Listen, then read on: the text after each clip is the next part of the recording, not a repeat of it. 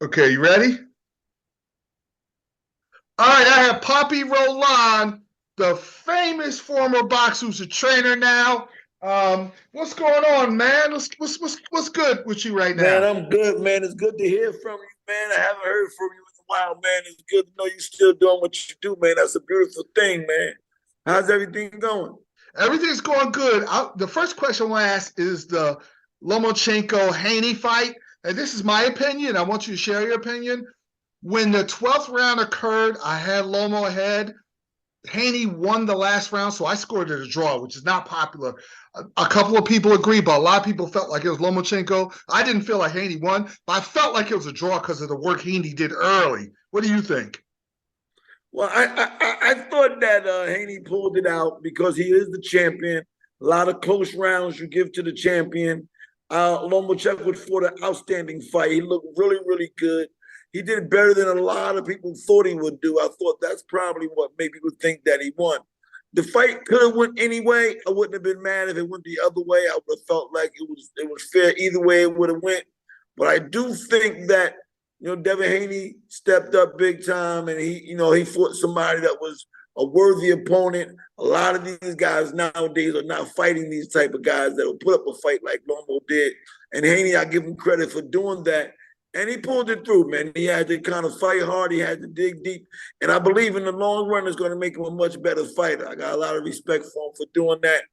Lomachenko will take nothing away from him. He was a great opponent, put up a really good fight. A lot of those body shots, man, that Haney was hitting him with, man, he wasn't really giving a lot of points. People don't judge them body shots like they do to the head shots, but them body shots, man, they are. Now you're leading me right to where I want to go because his body work really affected Lomachenko early. I felt like he went away from that after round 7, and he could have just stayed with that. I don't care how unspectacular it is. It was doing work because you could see Lomachenko lunging back because he was getting hurt with the body shots, and Haney was bigger. I thought Haney got a little too cute trying to show that Lomo that he could box with him, and Lomo was spectacular in the 10th and 11th, and it got Lomo in his comfort zone. But he was not in his comfort zone those first 6 rounds because Haney was really putting on those body shots. I felt like he kind of got away from that. What do you think? Well, I know the body shots was good. I think what happened, I just think Haney didn't have the punch to really knock him out. Some of them body shots was flesh, real hard, solid body shots, and Lomo was taking them. He must have been in tremendous shape that he could take those type of body shots for that long and still be there. So Haney figured like this guy's body must be in great shape. I got to try another way to get him, and he started hitting him with some shots. The thing in the fight that I thought was really bad for my man Haney, he got hit with so many straight lefts. I had already heard that he had problems with southpaws. It was unbelievable to me to see that you just sit there and these straight left hands will hit you so much. I think they need to work on that. The coaches, the trainers need to work on him getting out of the way when he's fighting a southpaw because Lomo hit him with left hands anytime he wanted to, straight lefts down the thing. If Lomo was a bigger fighter, Haney would have been out of there. Yeah, true. I personally want to see a rematch because I want him to be able to get a clean win. I don't know if they're going to do it, but I personally want to see that for my own self.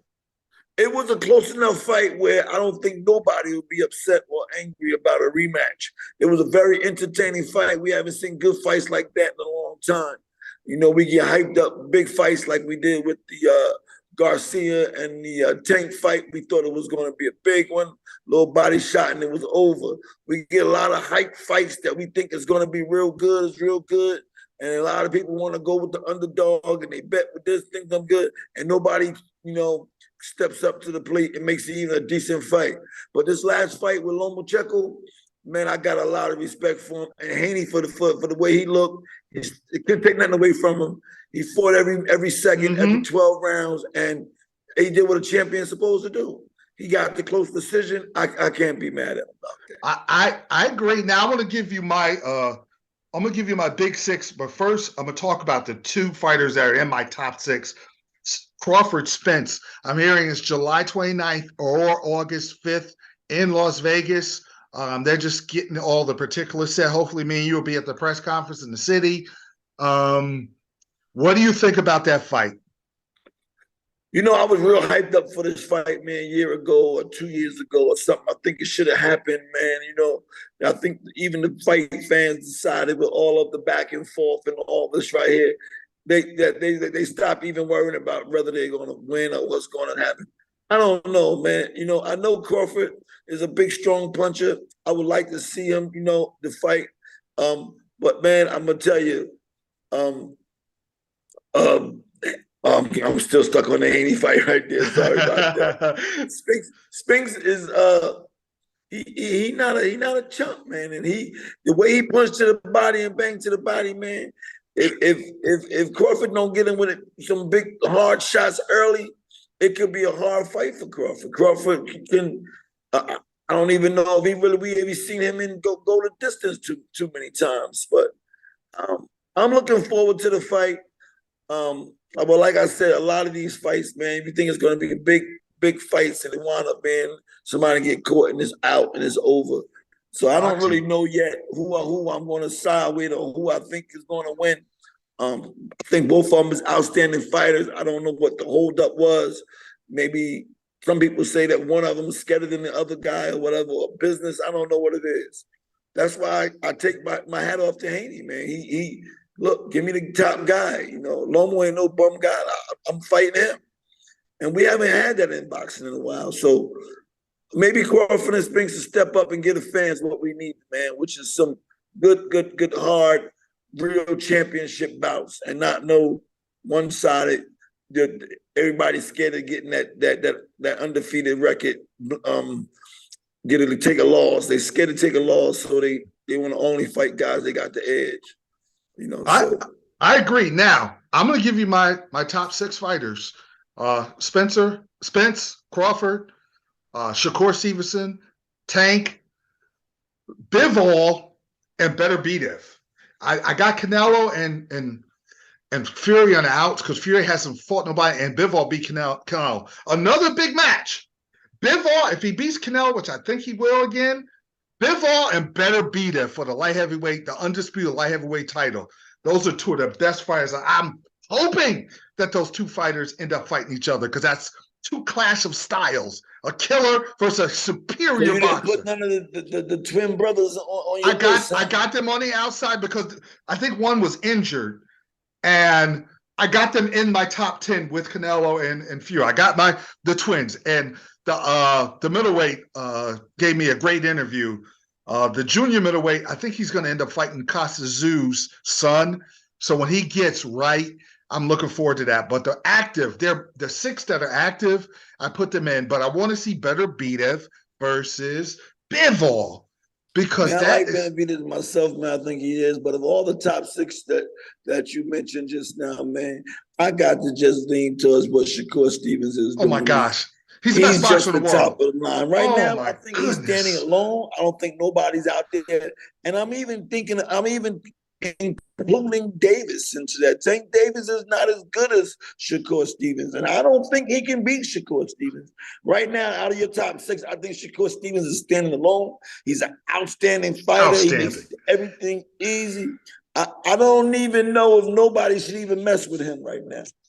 Let me tell you something, though. You talk about Crawford Spence. If down the line you get Tank Davis and Shakur, with Shakur's personality and the way Tank gets people out, that's Hearns and Leonard-ish kind of fight where it's going to be big, the build-up, the way those two guys got to It's going to be a lot of great fights that's coming out, man. You're right. When you talk about the Crawford, you talk about the Spence, you're talking about Davis, you're talking about Shakur Stevens, you're talking about Benavidez, you're talking about a lot of new up-and-coming fighters as well. You got a lot of these guys that's coming out here, and the fighting boxing is big right now. It's very, very big. A lot of people is out there.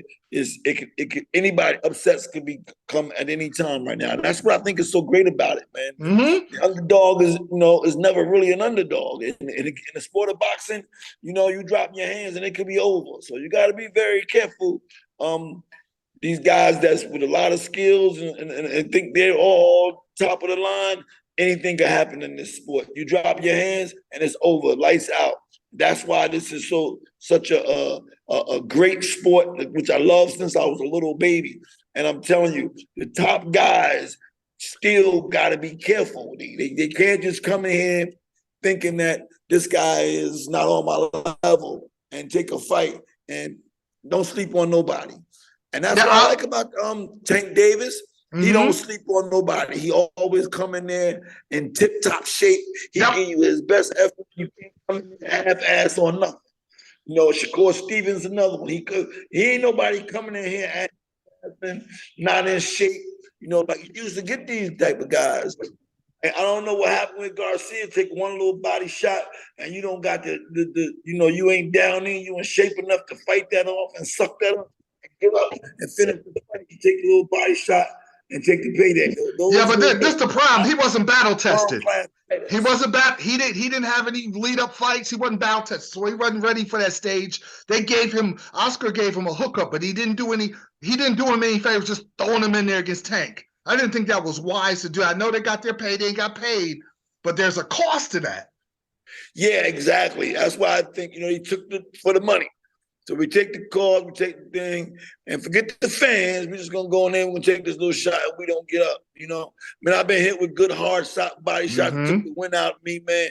If I took a knee and I try to suck it up, but sometimes you don't go down, you just suck it up, stay away, figure out a way how to hold until you suck it up. But you don't just lay down and okay, I quit and give it up. And I think, you know, Garcia, I thought was a better fighter than that. You know. Yeah, but before we get to your career, one more fighter we forgot. He just doesn't have enough competition. He's got a good fight coming up. Is Naomi, the Japanese monster? I want to put him in there because he is outstanding fighter, great boxer, puncher. But he's not fighting anybody. He finds a way to win, and you know he reminds me of a Roy Jones type guy because he does a lot of things wrong, but he always wins. And what I mean by that is, you know, he's a tall guy. What is he doing? And he's with these shorter guys slugging with them. Why he in there trying to slug? He got a long jab. He can box, make these fights easy, and he want to get in there and slug and take a chance with getting hit with big heavy punches. And he getting hit and he's taking them, but. You know, if I was his coach, I'll have him boxing, man, with that long arm, that long nice right hand. He can make all these fights that he's going in there getting hit and taking a risk very easy. He's an outstanding fighter. I think he's in the Cello Brothers weight class, right? No, he's lower. No. He's the lowest. He's lower, a couple weight classes lower than weight class lower, but they were talking about something with them guys fighting or something. Yeah. I got now let's get to your career. Talk about your career. Well, you know, I started at a young age. I got a jump start on my career. You know, I turned professional at 18, right before the 1988 Olympics, man. You know, one of my biggest regrets, I should have waited for the 88 Olympics. I was in that line, you know. I kept fighting Kenneth Gould for the number one spot for the Olympic team. I took some money. I took a nice car. I turned professional early, and I got a big jump start on my career. 14-0 with 10 knockouts. I was in the top 9. I was number 9 in the welterweight when I had a detached retina, and I laid off for a couple of years. I used the same doctor that Sugar Leonard had. He got me back in the ring in a couple of years. And I went from 14-0 to 18-0. Then I fought Joe Lipsy for elimination bout. The winner between Joe Lipsy and myself was fighting Bernard Hopkins. He got a hometown decision. We fought out in Detroit. He got the decision. I bounced back, got a couple wins. Then I got another title shot against Quincy Taylor. Got sick before the fight, came up short. Quincy Taylor got the win. Then he knocked out Julian Jackson. The winner was fighting Julian Jackson for the WBC title, I believe it was. And then I caught another couple wins. I bounced back. I won a USBA regional title against an outstanding great fighter. His name was Buster Drayton. Man, he was a tough guy. Yeah. He was a former IBF champ. He was a tough guy, man. I beat him a 12-round unanimous decision. I defended my title. And then right before another title shot, I got thumbed in the eye in practice. I got another detached retina that finally ended my career. but I'm not You're doing in that. KO magazine, and I had a magazine. I gotta see if I can find it. Your fight with Joe Livesey, where they said that you had won that fight. The writers felt like you got robbed. I do remember that. Now I want to ask you something. How in the world would you have fought Julian Jackson? I sit and I always watch these Julian Jackson knockout videos. Would you have You fought him know, like Julian Jackson McCallum? was to me like somebody I looked up to, even when there was a chance I may have to fight him. He was a hard hitting guy, strong, hard guy. I think when I returned back to ring after my first layoff, I came back as a middleweight. Should have never did that. I should have just worked harder and went back down to my original weight, which was a welterweight. In the welterweights, I had to pop. I could keep the guys. I could rock a little bit. I can get these knockouts. But the middleweights was coming down from 190 to 160, Yeah. and they I just didn't have that crack that some of them had. The Julian Jacksons, the Quincy Taylors, they had that crack that I didn't have. I had the mobility. I had I was in shape, the durability. Let's fight. Let's get it on. But that crack for that 160, I didn't have. I should have just worked harder, came back as a welterweight, and then I could have been a world champion as a welterweight. You were that was during Donald Curry and Starling and those guys. Well, Donald Curry was a little before me. I boxed with Donald Curry. I trained with him in Paris for 4 weeks when he fought we fought over in Grenoble, France. He fought the guy that beat him in the France guy, Rene Jacob, I think his name was. Okay. Rene Jacob, he beat, and I couldn't believe a guy like that could beat. Me too. Beat the Cobra. The Cobra was an outstanding fighter. I learned a lot boxing with him. Boxing with him really helped my career excel a lot. I got way better boxing with Donald Curry. Boxing with Buddy McGirt. These things got me so good and so ready. I was really good in that welterweight. I would have been a world champion. I really believe that. Oh yeah. Going up to that middleweight, I should have worked a little harder because the middleweights was some big guys, man. They was big, they was strong. I was taking the punches, but I didn't have the crack to really get them out like some of them did. So I retired with a 23-0 record. I'm sorry, 23-2 record. I lost to Joe Livesey, which was, like you said, it was a controversial decision, a hometown decision. And I lost to Quincy Taylor. And I had, out of 25 fights, I had 17 knockouts, 23 wins. So I think I had a good professional career. Very good. I did pretty well. Could have been a world champ. I won a USBA title, 12 rounds.